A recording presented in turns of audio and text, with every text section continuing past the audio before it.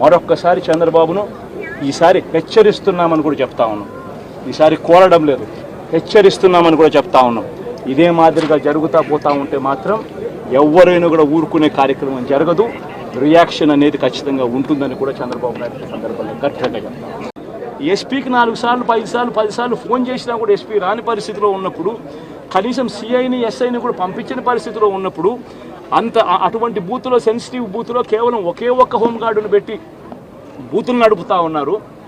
అటువంటి పరిస్థితిలో అన్యాయం జరుగుతూ ఉందని చెప్పడం కోసం, అన్యాయం జరుగుతూ ఉన్న వాళ్ళ పక్షాన్ని నిలబడడం కోసం ఎమ్మెల్యే లోపలికి పోయి ఈవీఎంను పగలగొట్టే కార్యక్రమం జరిగింది.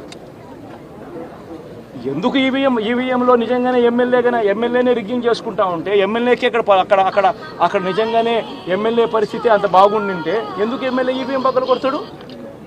అక్కడ పరిస్థితి బాగలేదనే కదా, అన్యాయం చేస్తూ ఉన్నారనే కదా.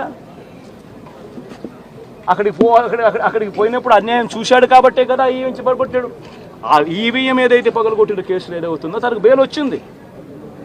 ఈరోజు తాను బెయిల్ అక్కడ లోపల ఉన్నది ఈవీఎం పగలగొట్టిన కేసులో కాదు, తను లోపల ఉన్నది. ఈవీఎం పగలగొట్టిన కేసులో అన్యాయం జరిగింది అని చెప్పి, అన్యాయం జరుగుతూ ఉన్న పరిస్థితిలో ఎమ్మెల్యే అక్కడికి పోయి అడ్డుకునే కార్యక్రమంలో జరిగింది అని చెప్పి కోర్టులు కూడా గుర్తించాయి కాబట్టి తనకు బెయిల్ వచ్చింది. కానీ మళ్ళీ ఆ తర్వాత ఏం జరిగింది? ఆ ఇన్సిడెంట్ జరిగిన 10 రోజుల తర్వాత, ఆ ఇన్సిడెంట్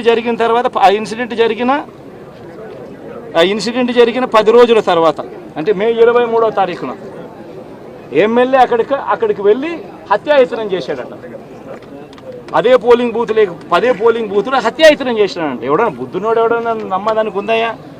ఎవడన్నా ఎమ్మెల్యే అనేవాడు అక్కడికి పోయినప్పుడు వాళ్ళు చేస్తూ ఉన్న రిగ్గింగు, ఎమ్మెల్యే దానికి అడ్డుకునే కార్యక్రమం చేస్తూ ఉంటే ఎమ్మెల్యే అక్కడికి పోయి ఎమ్మెల్యే హత్యాయత్నం చేస్తాడా? చెప్పడానికైనా హద్దు పొద్దు ఉండాలి కదా. 10 రోజుల తర్వాత ఎమ్మెల్యే హత్యాయత్నం చేశాడని చెప్పి కేసు పెడతారు 10 రోజుల తర్వాత. ఇప్పుడు నిజంగానే అటువంటి ఇన్సిడెంట్ జరిగిందంటే సిట్టు 17వ తారీఖు నుంచి, మే 17వ తారీఖు నుంచి 20వ తారీఖు లోపల మధ్యలో ఇచ్చిన రిపోర్ట్లో, ఆ సిట్లో అది చెప్పాలి కదా, ఇట్లా జరిగింది, ఎమ్మెల్యే అనే వ్యక్తి హత్యాయత్నం చేసే కార్యక్రమం చేశాడు అని చెప్పి రావాలి కదా. మరి ఎందుకు సిట్ రిపోర్ట్లో రాలేదు? ఈ రకంగా ఒక మనిషిని కేవలం 4 సార్లు ఎమ్మెల్యే, తాను 2000 కన్సిస్టెంట్గా 4 సార్లు ఎమ్మెల్యే గెలిచాడు.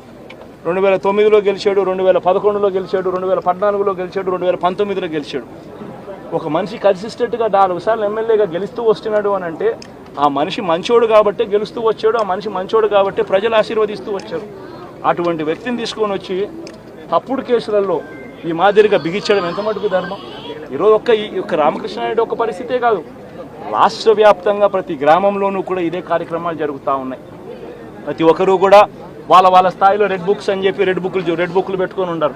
చంద్రబాబు నాయుడు స్థాయిలో చంద్రబాబు నాయుడు ఒక రెడ్ బుక్, లోకేష్ స్థాయిలో లోకేష్ ఒక రెడ్ బుక్, ఎమ్మెల్యే స్థాయిలో ఎమ్మెల్యే ఒక రెడ్ బుక్, మండల స్థాయిలో మండల నాయకుడు ఒక రెడ్ బుక్, గ్రామ స్థాయిలో గ్రామంలో ఇంకో రెడ్ బుక్, గ్రామ స్థాయిలో ఇంకో నాయకుడు, గ్రామ స్థాయిలో ఇంకో రెడ్ బుక్లలో పెట్టుకొని ఏం చేస్తూ ఉన్నారు? అతి దారుణంగా అన్యాయంగా ఆస్తులు ధ్వంసం చేస్తూ ఉన్నారు. రాష్ట్రం మొత్తం దాన్ని చూస్తూ ఉంది, కానీ ఎవడు మాట్లాడడం లేదు. దొంగ కేసులు పెడతా ఉన్నారు, పోలీసులు ప్రేక్షక పాత్ర పోషిస్తూ ఉన్నారు. దొంగ కేసులు పెడతా ఉన్నారు, వాళ్ళే కొడతారు, మన ఇటువైపున కేసులు పెడతా ఉన్నారు. రాష్ట్రం మొత్తం ఇది చూస్తూ ఉంది. చీని చెట్లు నరికేస్తూ ఉన్నారు, ఆస్తులు ధ్వంసం చేస్తూ ఉన్నారు, కనిపిస్తూ ఉంది. ఎమ్మెల్యేలు ఏకంగా జేసీబీల మీద, పొక్లేన్ల మీద ఎమ్మెల్యేలు స్వయంగా తిష్టేసి ఏకంగా పోయి బిల్డింగులు పగలగొట్టే కార్యక్రమాలు చేస్తూ ఉన్నారు.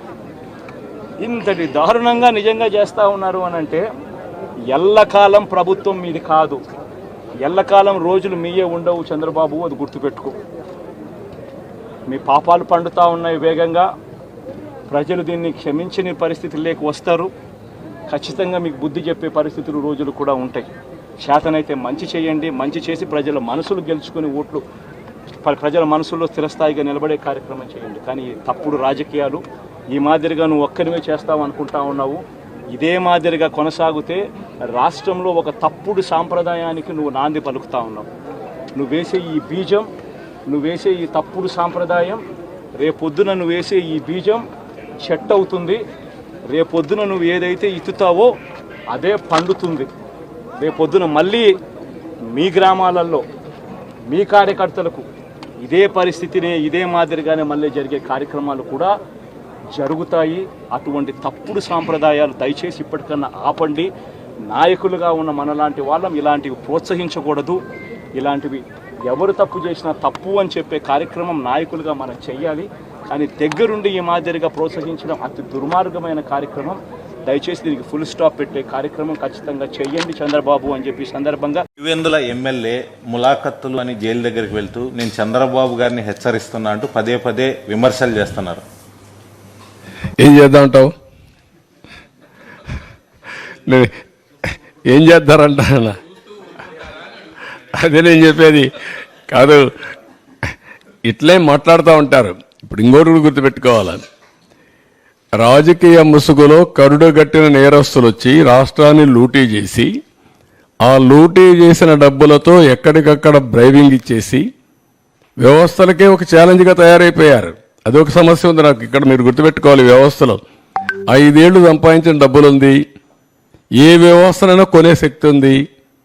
ఆ వ్యవస్థను కొనే పరిస్థితికి వస్తారు. అందుకే మార్నింగ్ కూడా బ్యాంకర్స్ అని చెప్పాను, 200-500 రూపాయలు రద్దు చేయండి, క్యాష్లెస్ విలేజెస్ ఉండేట్టుగా ఎక్కడ చూసినా డిజిటల్ కరెన్సీ ప్రమోట్ చేయండి మీరు అని చెప్పాం. అవన్నీ ఏంటి మనం చెప్పేట్టు లాంగ్ టర్మ్లో ఒక వాల్యూ బేస్డ్ ఇవన్నీ. కానీ ఇప్పుడు ఎట్లా ఫేస్ చేయాలి? ఇవన్నీ ఉంటాయి.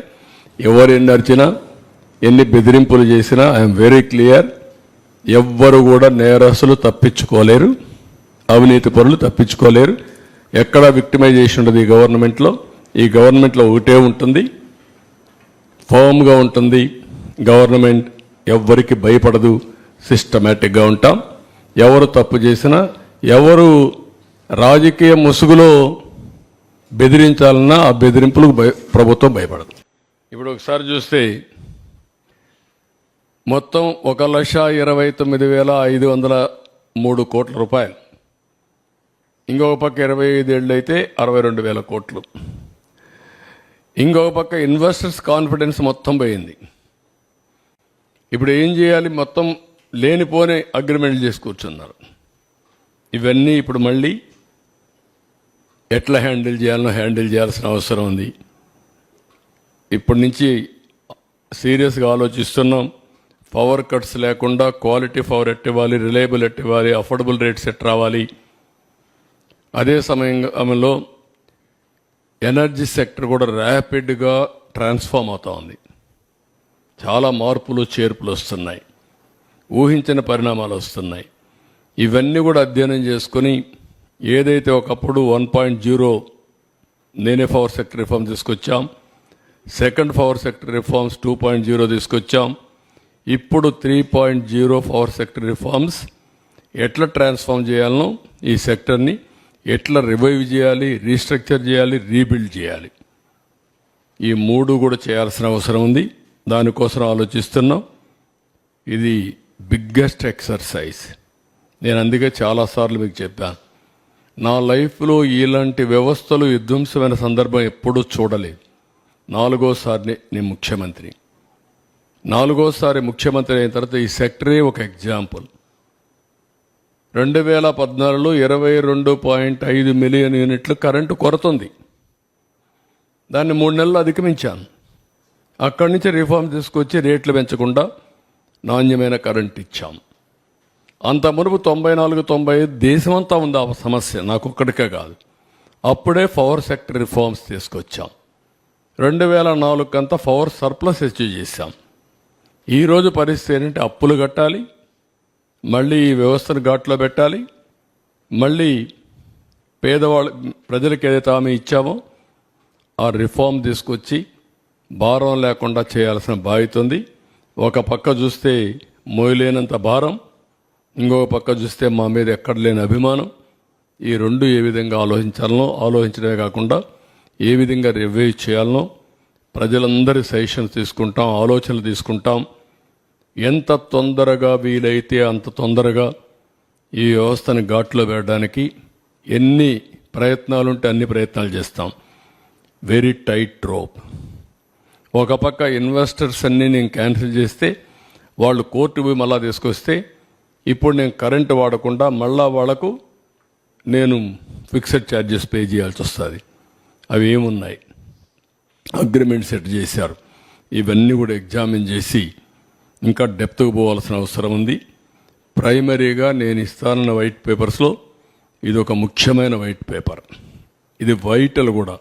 పవర్ సెక్టర్ అనేది చాలా ముఖ్యం. ఎందుకంటే ఇంకా రాబోయే రోజుల్లో ఆల్ వెహికల్స్ అన్నీ కూడా ఎలక్ట్రికల్ వెహికల్స్ వచ్చేస్తాయి. ఎవ్రీవేర్ సోలార్ విండ్ వస్తుంది. ఇంకా మనం ముందుకు పోతే హైబ్రిడ్ మోడల్లో కానీ తయారు చేసుకోగలిగితే టోటల్గా కాస్ట్ కూడా తగ్గించే అవకాశం వస్తుంది.